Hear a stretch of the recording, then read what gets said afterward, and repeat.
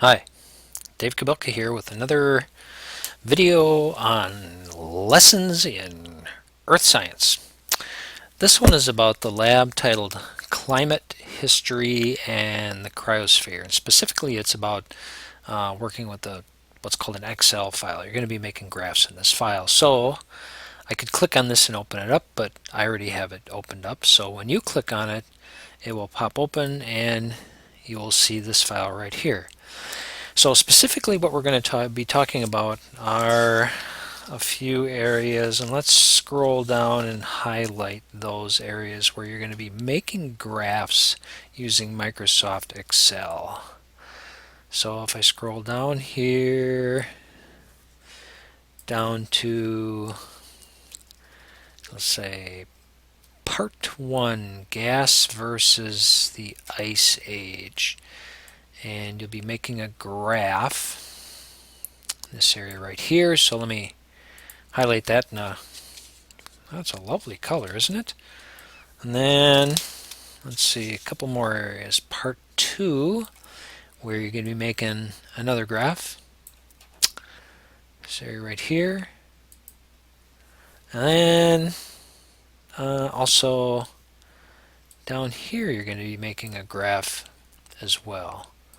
So let's go through and talk about some of this. I'll scroll back up to the beginning. All of this involves a spreadsheet that is available on the course website. Click over to that. Right here. It's this one right here. It says Vostok Ice Core Data. And when you open that, when I click on that, it will open it to an Excel spreadsheet. And that's what it'll look like when you open it up. Looks maybe a little bit complicated if you've never looked at Excel files before. There can be a little bit daunting because it's row and row and column of numbers. This goes from number 2 all the way down to 190 something, it looks like. So those are a lot of numbers to work with. Fortunately, the software does most of the work for us. We just have to click on the right things in the right order. So let's work through one of these so you can see how this works. I'll go back to part 1, number 1, where it says download the Vostok ice core data. So back to this part right here. I'll show you what I'm reading. It says download the Vostok ice core data. That's what I'm reading. And then it says open up the spreadsheet. We've done this. It says tells you where to find the file and so forth. Then number 2, it says make a graph of both the ice age and the gas age as a function of depth on the same graph. Right here it says make a graph, ice age and gas age as a function of depth. So let's see how that looks on the Excel spreadsheet. So going back to the spreadsheet, make sure we're over at the top. Take a look at all of these columns of numbers have headings. So here's depth of ice, the age of the ice, it says ice age, gas age, here's one called delta D, carbon dioxide, and another one called dust. Now I'm not going to explain what all these mean because the lab goes through and that's what you'll learn during the lab. What I'm just going to do is just kind of demonstrate for you how to make a graph. So it says make a graph of ice age and gas age as a function of depth. This is easy. What we do is we highlight all of those columns. So to highlight a column, you click on the letter of the column above. So depth is column A. I'd click on that and it highlights all those numbers. But now I want to highlight more columns. So if I just go over and click on the next column over, it erases the first column. It erases my highlighting of the first column. So the way to make sure the first one you clicked on stays highlighted, it stays chosen, is you push a control button. You hold it down. So it says ice age and gas age. So I got depth. Now I'm holding down control. Now I click gas age. Oh, and here's ice age here. I'll click ice age. Now I want to make a graph. How do I make a graph? Well, I got to go up here a little bit. Insert. Go to insert, and over here under charts, this is what we mean by graphs, or these charts, we want to pick the right kind of chart. So we want to go with either a line chart or a scatter chart. I like the scatter charts. It gives the right kinds of choices. And we can go with a bunch of dots or we can go with lines. I'm going to go with lines. Lines make the picture pretty clear. So I click on that and boom, there it is. There is our graph of ice age and gas age as a function of depth. I'm going to zoom in on this so hopefully so you can see the lettering a little bit better. There it is right there. You can see we have a blue line, which is the age of the ice. We have a red line, which is the age of the gas. The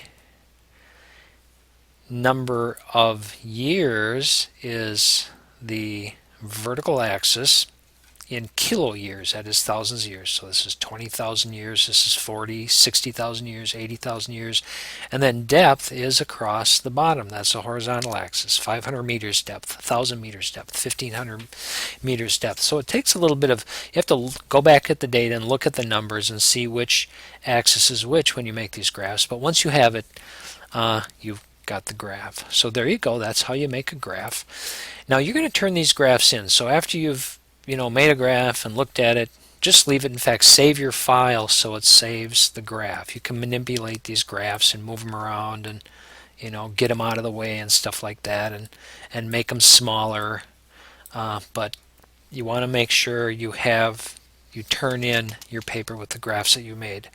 Okay, that's one process. Now let's go to another process I wanted to show you about. And it's right here. It's under part 2 where it says insert a blank column into the table and then calculate the temperature. Insert a blank column into the table to the right and then calculate the temperature. How do we do that? Make some adjustments here. Okay, leave that up. Back to the Excel spreadsheet. Okay. So first it says insert a blank column into the table to the right of the delta deuterium column. So here's our delta deuterium column. We want to insert a blank column to the right of that. So I'll highlight column E and I will simply click, I will right click and I will click insert. Boom, there's a blank column. Now it says calculate the temperature of the Vostok ice station based on the following formula describing the empirical relationship, blah blah blah, and it gives us a formula. Here's how you plug a formula into Microsoft Excel. You place your cursor in this bar across the top. You put your cursor in there. Now this is a mathematical formula, so you just have to type it in exactly as it's shown. First you highlight the box that you want to put that formula in. Then you click up here. Then you click the equal sign. So I'm going to click equal, and then I'm just going to type that formula in exactly as I see it. It says negative 55.5 plus, now where it says that delta D. Here's the numbers for delta D. So what this formula wants to do is take this delta D information and run a calculation that's going to give us a new formula that's going to tell us what the temperature is. So I'm just going to click on this delta D, the box that I want this formula to calculate. So I'll click on that and it puts it in there. Now I keep going and it'll say, oops, I forgot a open parenthesis. There's an open parenthesis. Now I can keep going. It says plus 440 close parenthesis over 6. Now when I hit enter, it gives me a number, and that number is a temperature, and that temperature was negative 55.32. You always want to label your columns. So this one is TEMPERATURE in degrees Celsius. There you go. But now I want to run that calculation for this entire column of numbers. Does that mean I have to type this in for every one? No, it doesn't. What I do is I click on that box again, and I just hold it on left click and drag it down. So I've highlighted the entire column. Down at the bottom, there we go. Now I go back and I insert, well, under home here, here we go. I click, it's under the home tab, I click fill and then down.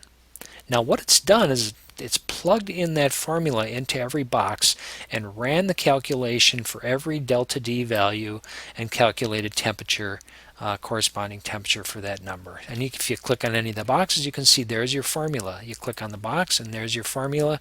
This formula has cell number D70 calculated, and there it is. So there you go. That's how you use Microsoft Excel for this lab. Again, remember to save often. Save your graphs. You'll be turning in this completed graph at the end of the lab. So we're done. This is Dave Kabelka, and if you have any questions, be sure to ask, and I'll see you on the computer.